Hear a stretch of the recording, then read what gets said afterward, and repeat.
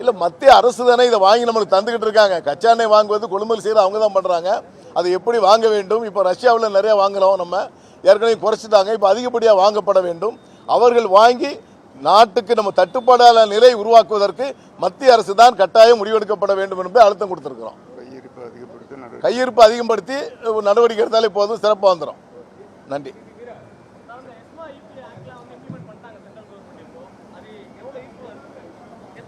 இல்லை, அது பண்ணியாச்சுன்னா ஓரளவு யூஸ்ஃபுல்லாக இருக்கும். தட்டுப்பாடு இல்லை இருந்தாலும் எங்களுக்கு முக்கியத்துவம் கொடுத்துருவாங்க.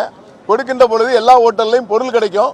அந்த ஹோட்டலை நம்பியே சாப்பிடக்கூடிய ஆட்கள் லட்சக்கணக்கான பேர் இருக்காங்க. அவருக்கெல்லாம் பயனுள்ளதாக இருக்கும்.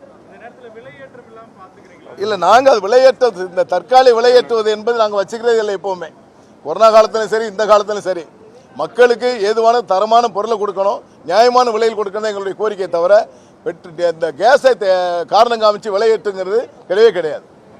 நன்றி.